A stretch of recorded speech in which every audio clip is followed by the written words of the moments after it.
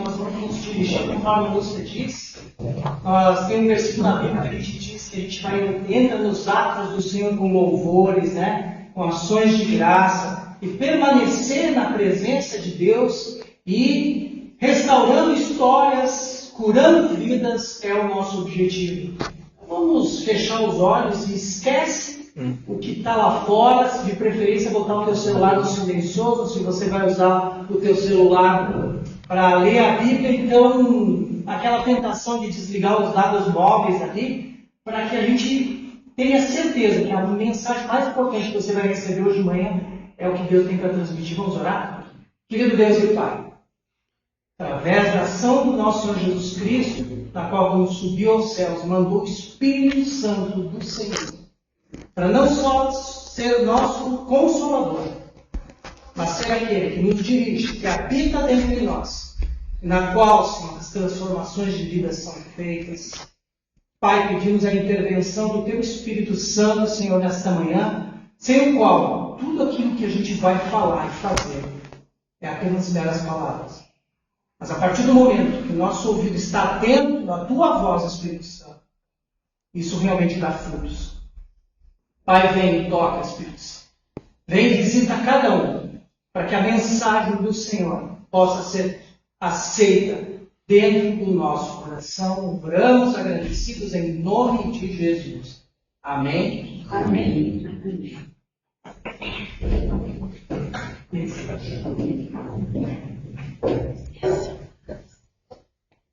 Bom, texto base, gostaria que vocês pudessem abrir lá em Êxodo, capítulo 15, versículo 22 ao 26. Nós vamos começar por ali. Para quem não conhece, fala da história de Moisés, quando Moisés tirou o povo do Egito e eles cruzaram o Mar Vermelho. Todo mundo achou? Êxodo 15, 22 ao 26. Eu vou ler. Diz assim: Depois fez Moisés partir os israelitas do Mar Vermelho e saíram ao deserto de Sur, e andaram 3 dias no deserto, e não acharam água. Então chegaram a Mara, mas não puderam beber das águas de Mara, porque eram amargas. Por isso chamou-se o lugar Mara. E o povo murmurou contra Moisés, dizendo: Que havemos de beber? E ele clamou ao Senhor, e o Senhor mostrou uma árvore que lançou nas águas. E as águas se tornaram doces, e ali lhe deu os estatutos e uma ordenança, e ali os provou.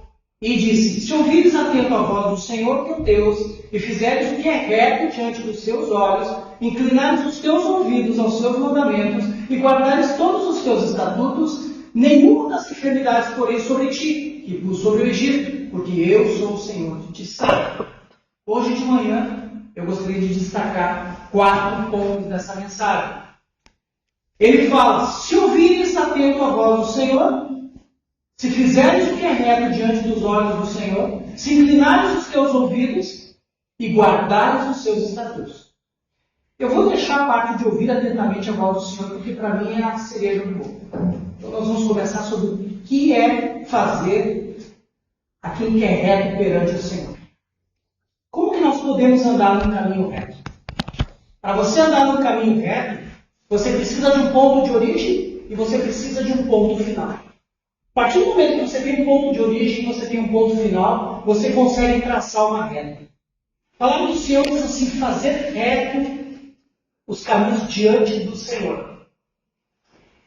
O que acontece nos dias de hoje? Nos dias de hoje nós vivemos numa sociedade onde as pessoas não sabem a direção.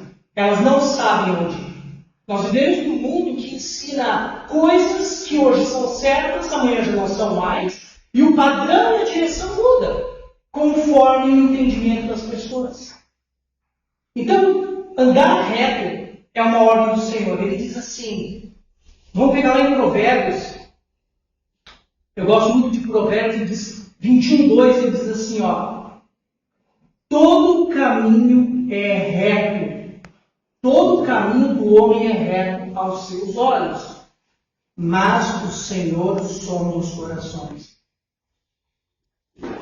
O grande perigo é o que Provérbios fala, é que aos olhos do ser humano todos os caminhos são retos. Então, quando diz assim, que a gente tem que fazer o que é reto diante dos olhos do Senhor, o nosso padrão de caminhada não é o nosso padrão. É o padrão de Deus. Porque o homem, você escuta hoje, mais do que nunca, várias teorias, várias coisas que ensinam, as pessoas falam assim, o Deus que nós seguimos é o mesmo Deus. Todo o caminho leva a Deus. Quem não viu isso? Todo o caminho leva a Deus. Eu escutei uma vez uma pessoa que ela faz parte de uma outra seita, não vou dizer nem que é uma igreja, que disse que o Deus é o mesmo. Deus está lá em cima da montanha. E cada um segue por um caminho diferente. Os espíritas, os cristãos, os mormons, todos seguem um caminho que chega até Deus. Mas o Senhor falou, Jesus Cristo falou, eu sou o caminho, a verdade e a vida. Ninguém vai até o Pai senão através de mim. E como é andar? Por que a gente não deve confiar no caminho que a gente acredita ser certo? Jeremias 17, vamos abrir lá. Jeremias 17, 9.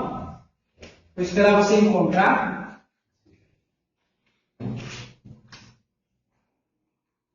Diz assim: enganoso é o coração do homem e demasiadamente corrupto. Quem o conhecerá? Enganoso é o coração do homem e demasiadamente corrupto. Quem o conhecerá? Como que eu posso caminhar achando que eu estou fazendo a coisa certa e o meu maior temor é justamente esse? Que muitas pessoas estão indo para o inferno achando que estão indo para o céu. Mateus fala, naquele dia muitos dirão, Senhor, Senhor, não foi em teu nome que nós profetizamos, não foi em teu nome que nós curamos, não foi em teu nome que nós fizemos tantos milagres. Ele dirá, batalhas de mim nunca vos conheci. Mas quem que faz a vontade de Deus está no caminho reto. Então a primeira coisa, retidão no caminho de Deus exige entender o que é reto diante dos olhos do Senhor, e não os meus olhos. Porque meu coração é corrupto, ele é enganoso, ele é sujo. Tem outro texto na palavra do Senhor que está lá em Provérbios, capítulo 3, versículos 5 e 6. Hoje vocês vão treinar, né? Hoje vocês vão treinar. Só tem mais umas 20 passagens, depois vocês terminam. Provérbios 3, 5 é uma... O que não é lindo na palavra de Deus, né? Tudo é lindo, tudo é maravilhoso. Ele diz assim, está escrito, confia no Senhor de todo o teu coração e não te estribe no teu próprio entendimento. Reconhece os teus caminhos e Ele endireitará as tuas veredas. Confia no Senhor de todo o teu coração. Não te estribes no teu próprio entendimento. Sabe o que significa estribo? Todo mundo sabe o que é um estribo, né? Estribo é aquilo que você usa para subir lá no cavalo. Você está lá montado em cima do cavalo. Né? O estribo te ajuda a subir sobre o cavalo. Ele te ajuda a dar estabilidade, porque você está te apoiando naquilo. E a palavra do Senhor fala, não te estribes no teu próprio entendimento. Não confia naquilo que tu acha que é reto, mas tu em paz com o Senhor. Mas essa paz vem de onde? Eu já escutei tantas pessoas, hoje nós estamos numa onda dos desigrejados. Isso é um perigo. Porque as pessoas dizem, eu estou bem com Deus. Mas Deus te chamou para viver em comunidade. Deus te chamou para ser bênção na vida do teu irmão. Você não pode ser um cristão em casa. Você tem que ser um cristão na igreja, na rua, em todos os lugares. Por isso a palavra do Senhor diz, não te estribe no teu próprio entendimento. Não confia no teu coração. Tem aquela música muito bonita, né? Como a gente canta bobagem, né? Quando a gente está cantando, né? Serve no teu próprio coração. Se ficar ruim, depois no áudio, essa parte que eu cantei, a gente bota a original, tá?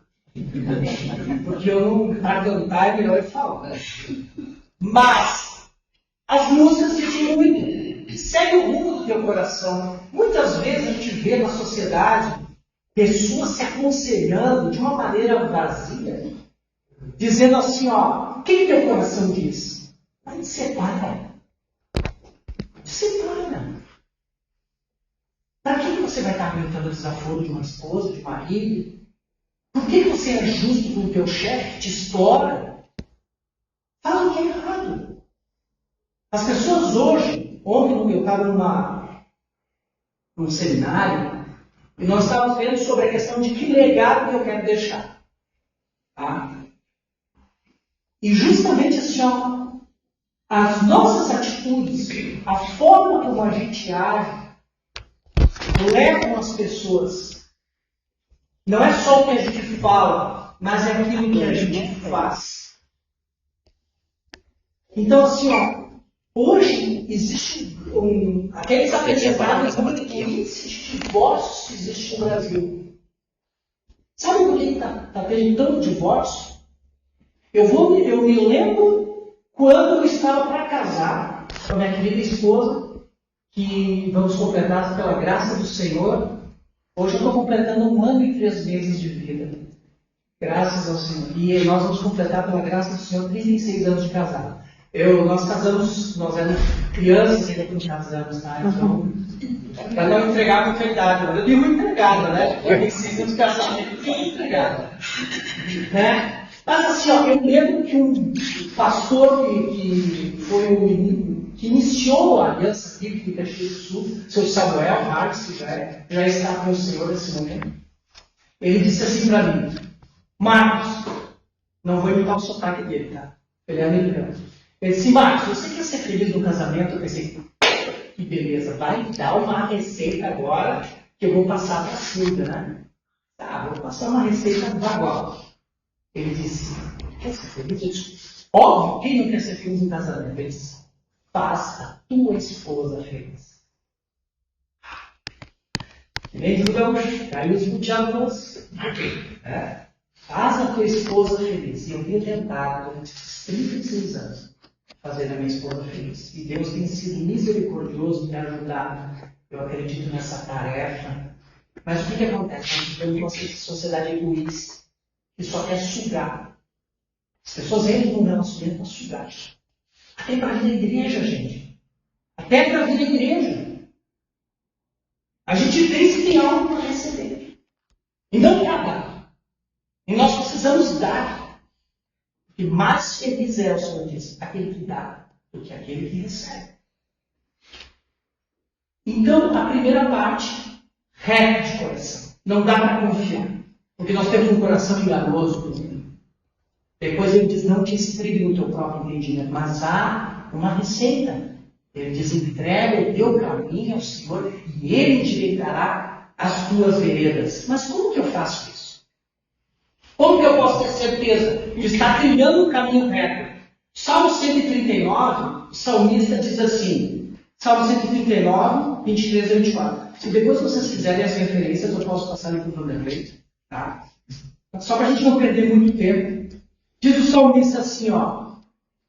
Sonda, meu Deus, e conhece o meu coração.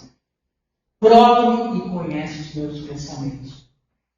Vê se há em mim algum caminho mau e guia-me pelo teu caminho, o caminho eterno. Pontos de início para traçar uma reta. O ponto inicial é a conversão. É o momento onde você chega perante o Senhor e você diz assim, ó, eu entrego a minha vida, eu reconheço que eu sou pecador, eu reconheço que eu preciso de Cristo e eu quero que Ele seja Senhor da minha vida. Hoje se vende o Evangelho da graça barata. Vem, está com problema, vem, vamos falar com você e Deus te tirou todos os problemas da tua vida. Não é verdade. O que Deus quer é transformar a tua vida. Salmo 14, 2 diz assim, o forno do Senhor, vigia do alto, Ele está atento a nós que estamos aqui embaixo. Ele está procurando, a palavra do Senhor fala que ele está procurando alguém que entenda os seus planos. Alguém que queira ter comunhão com ele.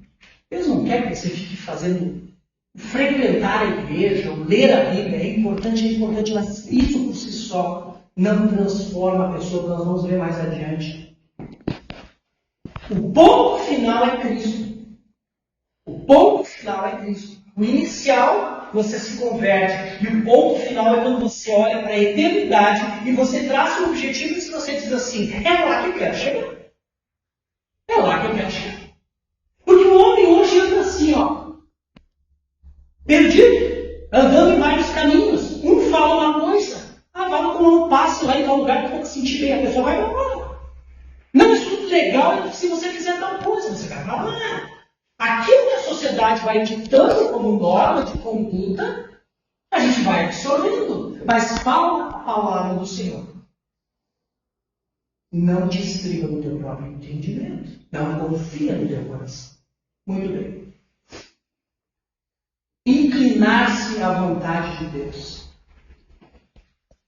O que é inclinar-se? Inclina-se. Se a palavra do Senhor diz inclina-se para o Senhor, significa que é uma ação que nós temos que ter.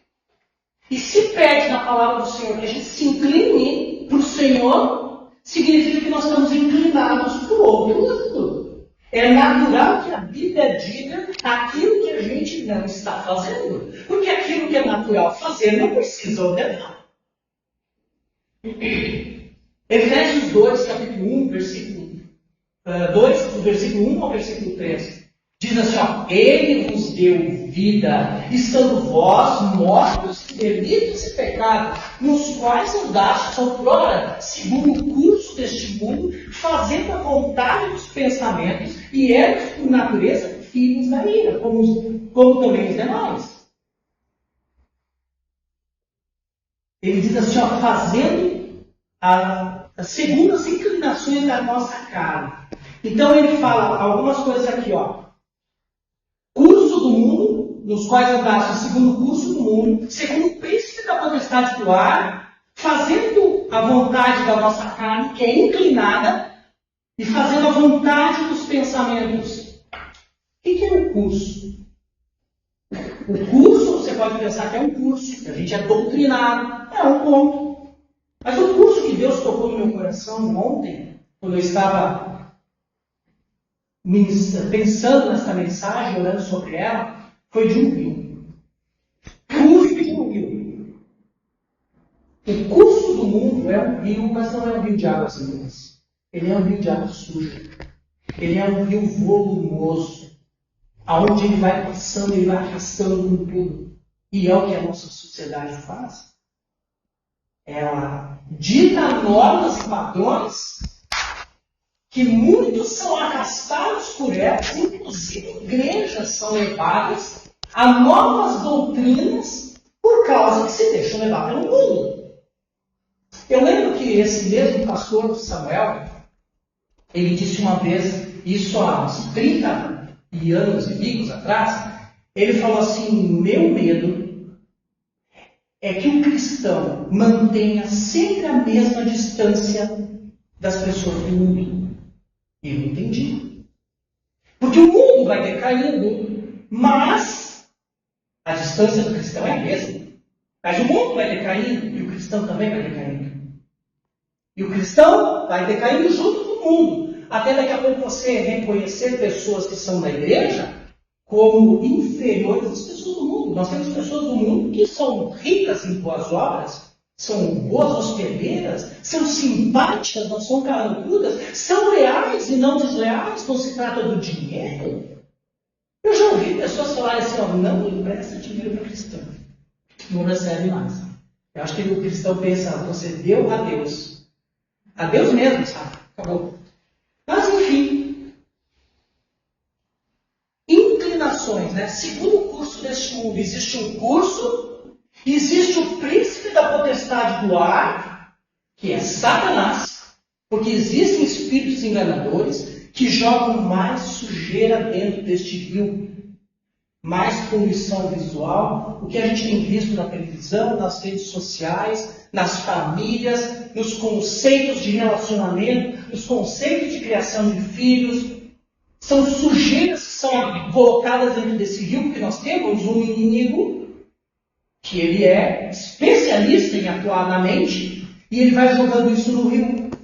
E fala inclinações da nossa carne. A palavra do Senhor fala que nós somos inclinados justamente a fazer o quê? Fazer a vontade da carne e dos pensamentos. Pensa se você precisa ensinar uma criança a mentir. Pensa se você precisa ensinar uma criança a fazer birra. Não precisa. Ela já sabe. Por quê? Porque nós nascemos com a nossa natureza caída. Nós somos inclinados para o pecado. Nós somos inclinados para o mal. Por mais que nós tenhamos atitudes boas, nós vivemos ainda debaixo do pecado. A palavra diz assim, ele vos deu vida, estando vós mortos em delitos e pecados. Então essa ação, ela exige um movimento de esforço. Imagina você naqueles rios de enchente, que leva tudo. Você está no meio do rio e você tem que, ao curso do rio, você tem que se virar ao contrário e contra essa correnteza. É exatamente o que a palavra de Deus quer expressar. Você encontra a corrente. Devemos nos inclinar. É um movimento intencional, pensado. Terceiro ponto, guardar os estatutos de Deus. Em Marcos, capítulo 2, 12, versículo 28 a 33, Jesus está ensinando, porque ele foi questionado sobre qual seria o maior dos mandamentos. Os escribas e fariseus, eles eram especialistas em criar regras. Então, eles tinham assim, olha, no sábado, eu não lembro direito, não é o caso, mas enfim, falava assim, ó, no sábado você pode caminhar quanto? Porque no sábado não podia fazer nada, né? Guardar o sábado. Quantos passos, então, são considerados que você não trabalha? 1000 passos. Ótimo, 1000 passos. Mas, peraí. Se eu for caminhar 1000 passos, eu posso voltar e caminhar mais 1000? Ou é 500 e 500 dá 1000? Então, os escribas e fariseus criaram uma série de regrinhas que confundia a cabeça de todo mundo. Então, esse escriba chegou para Jesus e falou assim, qual que é o maior mandamento? E ele disse, o primeiro mandamento ouviu a Israel. Amarás o Senhor teu Deus de todo o teu coração, de toda a tua alma, de todo o entendimento, com toda a tua força. E o segundo mandamento, semelhante a este, amarás o teu próximo como ti mesmo. Aí fala, mas e os 10 mandamentos? Cadê os 10 mandamentos? Os 10 mandamentos dizem assim, não terás outros deuses diante de mim, não farás para ti imagem de escultura, não tomarás o nome do Senhor teu Deus em vão, guardará o dia de sábado para descanso. Como é que você não pode fazer nada? Esse dia de sábado é o dia que você consagra o Senhor. Nós podemos consagrar e devemos consagrar todos os dias ao Senhor. Esses 4 primeiros mandamentos, eles englobam tudo referente a Deus. Amarás o Senhor teu Deus. Engloba os 4 primeiros mandamentos. E os últimos 6 mandamentos, honra teu pai e a tua mãe, não matarás, não adulterarás, não furtarás, não darás falso testemunho e não cobiçarás. São os outros 6 mandamentos que é amarás o teu próximo como a ti mesmo. Porque quem ama o próximo não desonra pai e mãe. Quem ama o próximo não mata e não odeia o próximo. Quem ama o próximo não adultera. Quem ama o próximo não fala mentiras, não testemunha de maneira errada. Quem ama o próximo não cobiça aquilo que é do outro. Filipenses fala, não tenha em vista cada um aquilo que é seu, senão aquilo que é do outro. Eu tenho que procurar o interesse do meu irmão e não meu próprio interesse. Então, seguir os estatutos e seguir o caminho de Deus é justamente nada mais, nada menos do que amarás o Senhor teu Deus de toda a tua alma, de todo o entendimento, com toda a tua força e amarás o teu próximo como a ti mesmo. É isso que Deus espera. Só essa parte de Marcos nós podemos guardar para um novo estudo, uma nova administração. Isso aqui é muito abrangente. O saber o que é amar a Deus acima de todas as coisas envolve detalhes que hoje a gente não tem tempo para falar. E amar o próximo como a si mesmo também são dois assuntos que vai uns 40 minutos para poder falar. A gente não vai se ater a isso. E chegamos no quarto ponto, parece que eu estou terminando. Que diz ouvir atentamente. Que é o primeiro. Gente, eu botei por último, que para mim é o mais importante. Porque se você não ouve, você não consegue fazer os outros três. Se você não ouve a voz do Senhor, você não consegue ser reto. Você não consegue mudar a inclinação da tua carne para uma inclinação para Deus. Você não consegue guardar os mandamentos se você não ouve. Mas, Marcos, como é que eu posso ouvir a voz de Deus? Você pode ouvir a voz de Deus, nós podemos ouvir a voz de Deus através da palavra. Uma vez eu escutei uma frase de um célebre Valcir, quer dizer, um célebre pensador, sábio, que disse assim: a Bíblia não contém a palavra de Deus. A Bíblia é a palavra de Deus. Porque se ela contém, pode ser que tem coisa. Esse é o erro das pessoas. Elas, tem coisa na Bíblia. Gente, nós estamos vivendo épocas, tempos, de que já está se falando em atualizar a Bíblia. Vamos atualizar a Bíblia. Porque ela é um livro muito velho. A palavra do Senhor diz que nem um tio, nem um acento vai passar, sem que toda a palavra se cumpra. Eu posso ouvir a voz de Deus lendo a palavra do Senhor. Porque lá está a palavra do Senhor. Lá está a palavra do Senhor. O mesmo Espírito Santo que inspirou escrever as Escrituras é o mesmo Espírito Santo que nos dá sabedoria para entender a palavra do Senhor.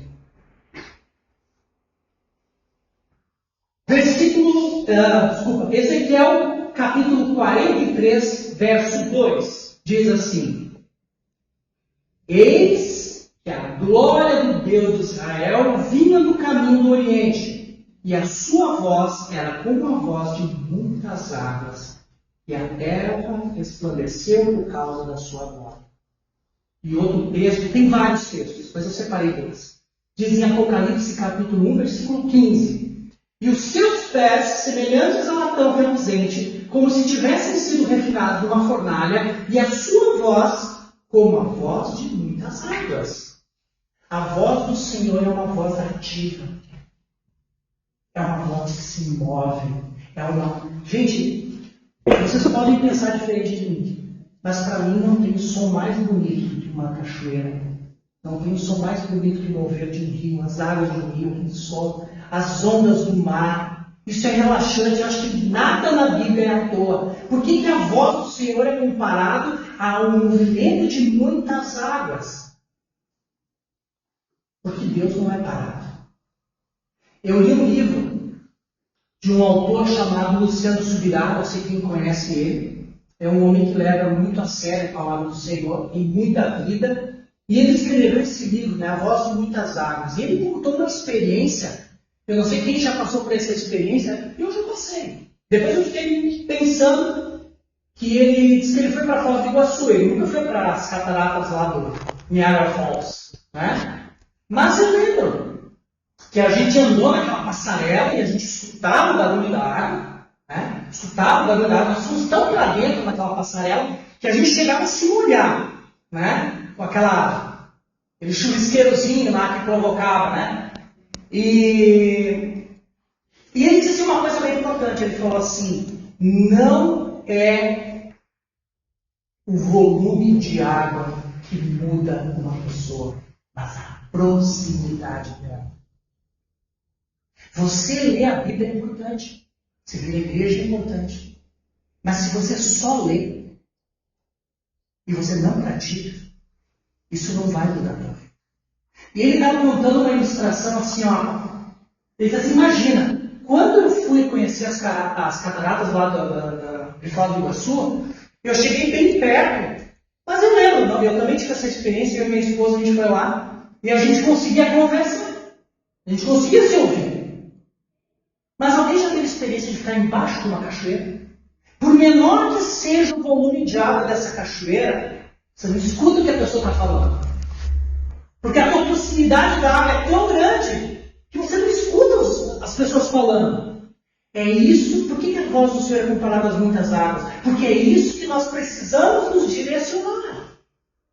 Para a proximidade da água em movimento. Porque quanto mais próximo nós estivermos desta água, nós não ouvimos as outras vozes. Que é a voz do pecado, que é a voz do medo, que é a voz da insegurança, que é aquela voz que diz, é muito cedo para mim me converter. Hoje eu não vou para a igreja porque está muito frio. Mas uma olhadinha não tira pedaço. Mas uma mentirinha sempre faz bem. Todas as desculpas que a gente inventa. Porque o diabo, a palavra do Senhor fala, em Efésios, quando fala de usar a armadura do Senhor, ele disse assim, que a gente tem que usar o escudo da fé, na qual podeis apagar todos os dardos inflamados do inimigo. Porque o inimigo, ele joga dardos inflamados. E como que funciona isso? São mentais. São coisas que ele atira e vem na tua mente e fala a verdade. É isso aí. Não tem problema. Deus perdoa. No final das contas, tudo vai dar bem.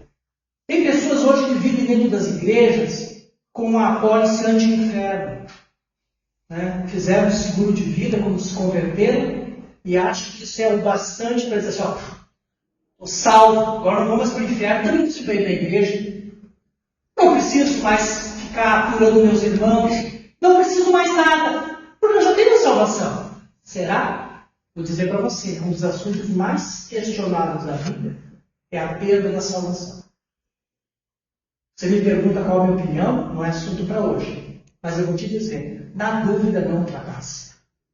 Na dúvida, a palavra do Senhor diz assim, aquele que perseverar até o fim será salvo. Procure não te desviar do caminho.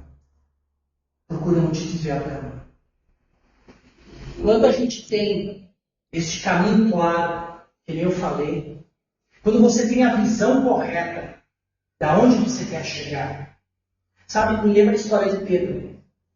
Pedro, criticaram tanto Pedro, né? Mas Pedro foi o único que teve coragem de sair do barco, para quem conhece a história, foi o único que teve coragem de sair do barco e ir ao encontro de Jesus sobre as águas. E a gente diz, Pedro afundou, né? Mas teve gente que não teve nem coragem nem de pisar na água, né? Mas o que aconteceu com Pedro?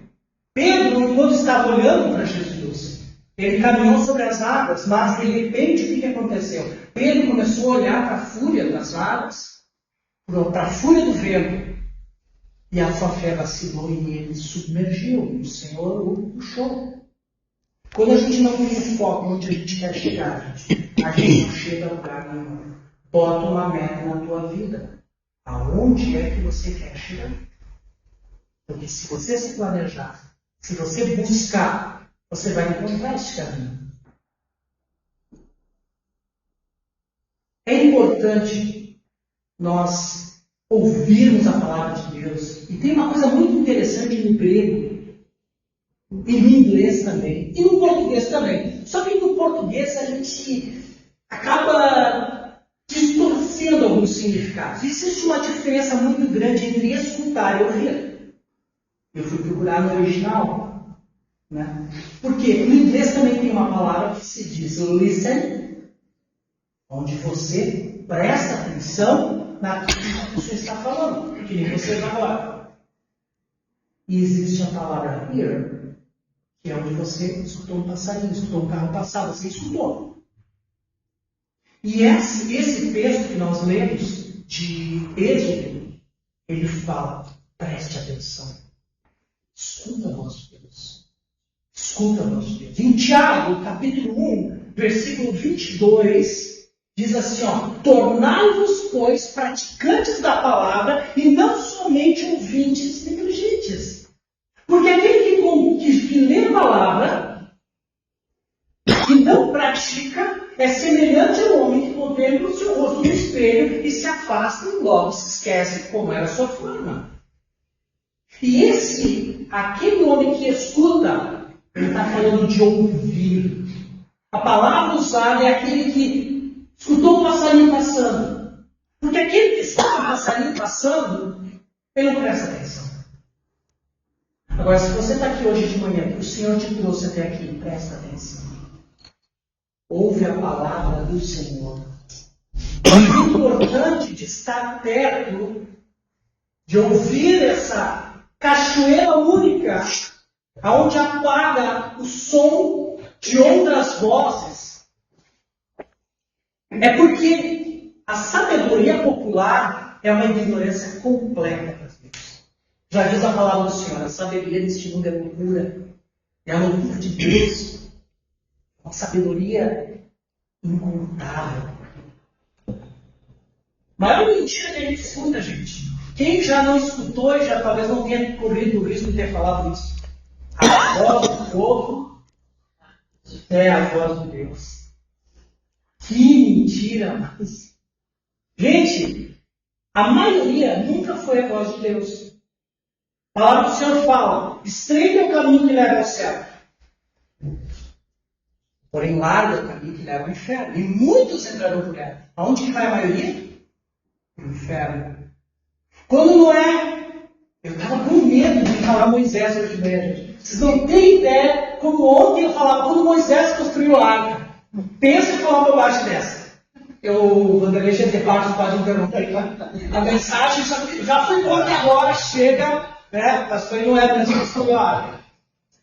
Quando a multidão riu de Noé, riu dele, foi a minoria que se salvou.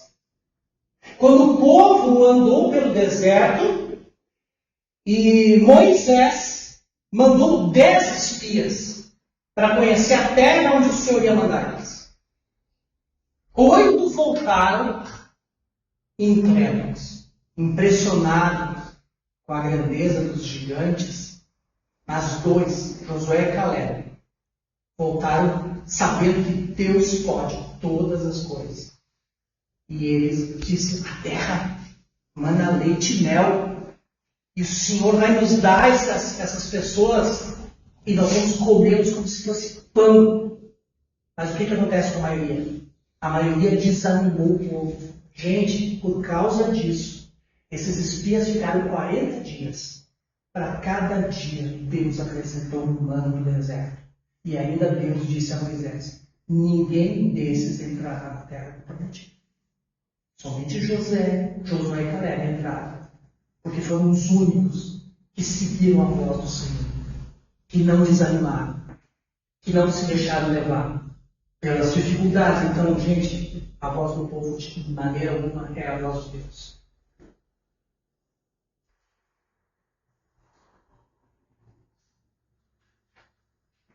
Nós temos um exemplo na Bíblia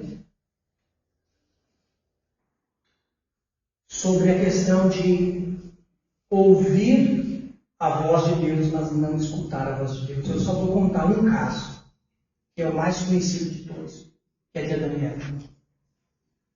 A palavra do Senhor fala que o Senhor vinha visitar eles todos os dias e a voz do Senhor estava lá.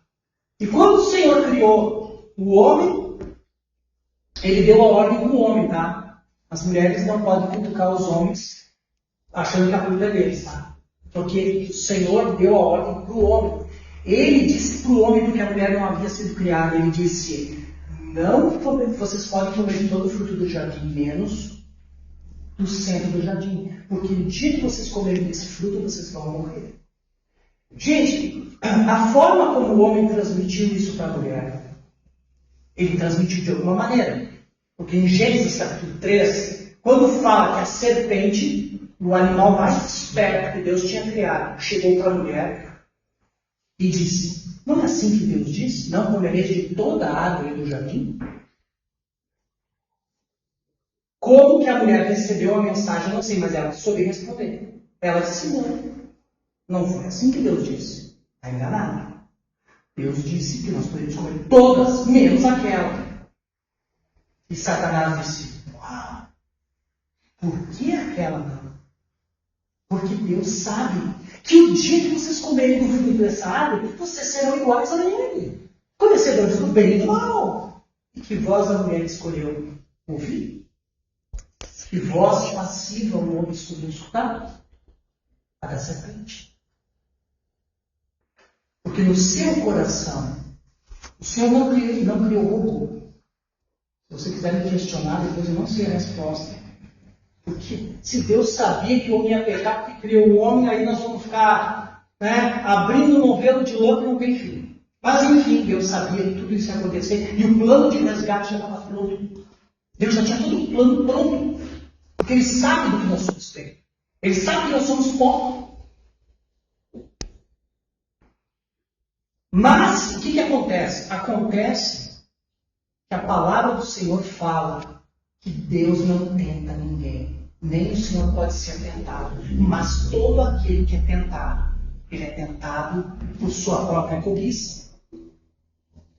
Diz lá em Tiago, capítulo 1, versículo 13 e 14. Deus não tenta ninguém. Mas todo aquele que é tentado por sua própria cobiça, por sua própria concupiscência. E o que é concupiscência? Concupiscência é um desejo forte, um desejo ardente. E o mesmo pecado que Satanás, Lúcifer, na época cometeu, foi o mesmo pecado que Eva e Adão cometeram. Serem independentes de Deus. Você sabe qual que é o grande problema hoje da humanidade? Eu quero ser independente de Deus. Deus não comanda a minha vida. O Evangelho, a salvação é algo simples de ser acessado. Mas as pessoas não querem. Porque tem que abrir mão do governo das suas vidas. Elas querem tomar o lugar de Deus. E eu governo a minha vida. Então foi essa voz que a maioria resolve muitas vezes escutar, e Eva e Adão também. Se você ainda não escutou a voz de Deus, esse dia pode ser o dia que você vai escutar a voz de Deus. Talvez você não tenha tomado uma posição ainda de dizer eu quero entregar minha vida para Cristo. Mas hoje é o dia. O que o Senhor fala sobre a própria chamada dele? O que o Senhor fala sobre a respeito da sua própria voz? Apocalipse 2:7. Não só o 2:7. Mas é interessante que todas as cartas, as 7 igrejas do Apocalipse, ele termina da mesma maneira dizendo, quem tem ouvidos, ouça. Espera aí. Deus nos criou. Ele sabe que nós temos 2 orelhas, 2 ouvidos, uma boca, um nariz. Ele sabe. Por que é que ele está dizendo quem tem ouvidos, ouça? Ele não está dizendo que alguém aí teve amputação dos ouvidos. Mas ele está dizendo, presta atenção naquilo que eu vou falar. E aí ele trazia a mensagem. Também uma mensagem para o próximo dia. Porque Tiago, o que nós temos que dar ouvido, o que nós temos ouvido, e nós temos que escutar com atenção aquilo que ele diz. Tiago 1:22 diz assim, tornai-vos, pois, praticantes da palavra, não somente ouvintes, nós já falamos, enganando a vós mesmos. Hebreus 3:7-8 diz assim, pois, como diz o Espírito Santo, se hoje ouvirdes a voz do Espírito Santo, não façam que nem houve no tempo do deserto, e sejam rebeldes. Se você ouvir a voz do Espírito Santo tocando no teu coração, não espere o dia de amanhã. Você pode não saber que o dia de amanhã vai existir. Paulo introduziu o assunto que aconteceu comigo. Eu não sei se eu tenho mais 40 minutos para falar, mas enfim, eu vou só dizer o seguinte. Quem aqui já passou pela experiência de fechar os olhos e não saber se abrir de novo? Eu passei. 3 vezes. Pelo menos 2 vezes foram muito, muito, muito próximos da morte. Quando você vai fechar os teus olhos, eu quero contar só essa parte da minha experiência, eu fiquei dividido entre 2 sentimentos. O primeiro de paz. Porque eu sabia para onde eu ia. Mas um sentimento de tristeza muito grande.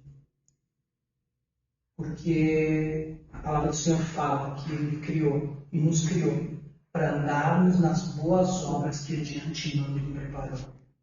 E eu olhei e disse: Senhor, não é hora de me levar, porque eu não pratiquei as boas obras que o Senhor preparou para que eu andasse nela. Eu estava acompanhado. Eu estava esquentando o banco na igreja, não indo atrás dos meus dons, não os meus, mas aquilo que Deus me deu para edificar a vida dos meus irmãos, a vida da minha igreja. Se você chegasse hoje e fosse teu momento, e você fosse fechar os olhos agora, gente, não tem como comparar. Qualquer sentimento que você tiver, ele não passa de 10% daquilo que eu senti. Eu lembro que uma vez eu passei por uma experiência com a minha esposa, quando ela perdeu o pai dela, e ela disse, e eu não entendi o sofrimento dela. E ela dizia assim: ó, quem tu perdeu mais próximo de ti? Eu falei: meu avô. Eu falei: ela disse: eu também perdi meu avô, mas eu perdi meu pai. E o sentimento de perder um avô e perder um pai é potencialmente muito maior. Muito maior. Você supor que talvez você não vai acordar amanhã é algo tão distante. Mas quando você está numa mesa de cirurgia, você vê o cirurgião, você vê o anestesista olhar para ti, e o anestesista olhou para mim e falou assim, ela estava tão nervosa, que ela olhou para mim e ela falou assim: olha, seu Marcos, nós vamos fazer o possível pelo senhor. Gente, nem uma mentirinha santa naquela hora de dizer assim, sabe, seu Marcos, fica tranquilo, que vai dar tudo certo. Vira as costas e fala: esse aí vai para a eternidade. Não precisava. Se eu tivesse morrido, não ia voltar para reclamar. E como eu vivi, eu ia dizer que ela tinha razão. Mas o grau de tensão era tão grande que eu não conseguia disfarçar. O meu próprio médico disse: em toda a minha vida, eu só tive 2 pessoas que eu operei, que eu tive medo de perder. E uma delas foi você. Pela graça do Senhor, estou aqui, estou sobre as minhas pernas. Porque o risco que eu corri também é louco. Olha, só o testemunho que eu gravei são 30 minutos. O Vanderlei tem o vídeo que eu passei para ele. Se você quer assistir o testemunho real de todos os milagres que Deus fez, não é para minha honra e para minha glória. É para a honra e glória do Senhor. Porque dele, para ele, foram criadas todas as coisas. Então, escuta. Talvez mexa com a tua vida. Então, que nem eu estava falando, se você fechasse os teus olhos agora, e você partisse daqui, e você chegasse, primeiro, se você morresse, você tem certeza para onde você vai? Você tem certeza para onde você vai? Ou você tem dúvidas? No que você está estribando, o teu conhecimento da tua salvação? Como muitos que eu conversei: mas eu sou bom, Marcos. Vou para a igreja. Eu nunca matei, nunca roubei. Mas eu faço bem. É que nem oferecer uma omelete com 20 ovos bons e um ovo podre.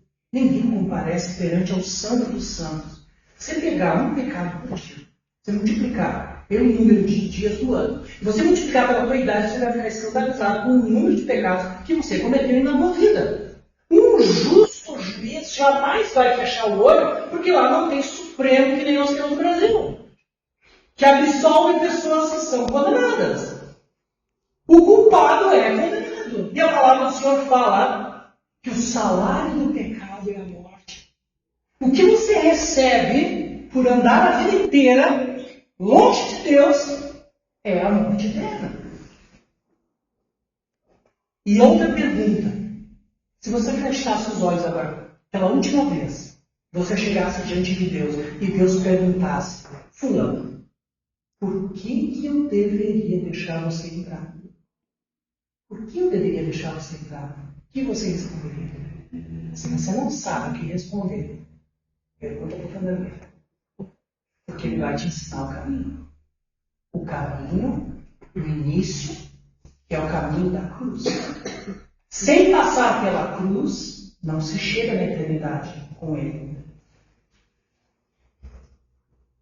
Que mais ele fala? Para finalizar, eu vi que ninguém dormiu hoje. Bom. Eu nem sei quanto tempo eu falei, até demais. Apocalipse 3:20. Ele fala: eis que estou à porta e bato. Aquele que abrir a porta da sua casa, eu entrarei e cearei com ele, e ele comigo. E estaremos juntos. Assim. Abre a porta do teu coração. Abre os teus ouvidos para escutar e não para ouvir a palavra de Deus. O que transforma a pessoa é a prática da palavra e não só ouvir. O que transforma a pessoa é você estar próximo dessa cachoeira, porque não interessa o volume d'água que ela tem, mas a proximidade que você tem do som e da voz do Senhor. Falando em voz do Senhor, e isso me encerra. Qual é o teu alvo? Eu tenho alvo. Isso aqui, viu você? Tu escutou aquela pregação do Luciano Subirá, mas eu queria te dizer que o know-how daquela frase é minha. É minha, porque eu falei antes do Luciano Subirá, eu falei essa frase, e eu pensei assim, quando eu falar no domingo, o Valcir vai dizer assim, tu copiou dele, mas não copiei. Porque eu já tinha essa frase no meu coração. A voz que eu quero ouvir.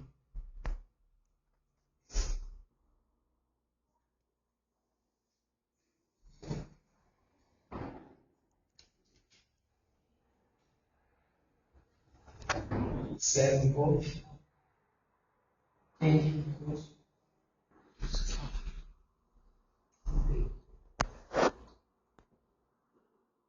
Este é o meu filho amado, que me dá muita alegria. Mateus 25, 23, Mateus 3, 17. Esse é o meu filho amado, que me traz muita alegria. Quem não gostaria de chegar? Quem não quer chegar na presença do Senhor? E ouvir, porque nós vamos um dia estar perante a face do Senhor. E nós só temos duas coisas que nós podemos ouvir. Não te conheço. Ou, servo bom e fiel, entra no gozo do teu Senhor. Meu filho amado, entra. Você me trouxe muita alegria. Fecha os teus olhos agora. Curva a tua cabeça. Eu não sei com que expectativa você chegou aqui hoje de manhã, mas eu quero que você coloque a tua vida inteira diante do Senhor agora. Que você possa refletir que voz você tem ouvido. Eu não sei se você já teve um encontro pessoal com Cristo ou não. Eu só quero te fazer um apelo. Você não precisa levantar. Mas no teu coração tu sabe a situação que tu vive hoje. E eu digo a você, não espere o dia de amanhã. A palavra do Senhor fala que o dia da salvação é hoje. Não é amanhã. Não faça que nem o povo lá no deserto, que resistiu à voz do Espírito Santo. O Senhor fala que ele bate a porta, ele não diz que ele continua batendo. Não espera, porque talvez amanhã não tenha mais tempo. Talvez o teu coração fique tão endurecido pelo diabo que você não tenha mais vontade de procurar a palavra do Senhor. Se você se converteu e assim como eu estava levando uma vida morna, a palavra do Senhor diz que no Espírito nós temos que ser fervorosos. Nada do que a gente possa fazer para Deus é sacrifício suficiente para pagar por aquilo que Ele fez. Mas isso não significa que Ele não é digno do nosso sacrifício. Vamos lá. Querido Deus e Pai, graças te damos pela presença do Teu Espírito Santo, Senhor. Porque a palavra do Senhor fala que a própria palavra ela é como uma espada de dois gumes, afiada a tal ponto de dividir juntas e medulas. E através da tua palavra, Senhor, é que existe o convencimento. Não permita, ó Deus, que alguém saia daqui hoje de manhã com o coração endurecido, Pai. mas que seja movido pelo Espírito Santo, Deus, a se entregar por completo a Ti. Eu tenho experimentado que andar nos Teus caminhos, obedecer os Teus mandamentos, realmente é uma carga leve, é algo que alimenta, é algo que dá prazer. Tem uma música que diz: aquele que pisou no santo do santo não sabe mais viver em outro lugar. E eu não sei mais o que é viver longe da Tua presença, Senhor. E é com temor e tremor, Senhor, que eu trouxe essa palavra nessa manhã, movido pelo Teu Espírito Santo. Pai, abençoa cada um aqui, abrindo entendimentos, constrangendo o coração e abençoando a cada vida em nome de Jesus. Amém.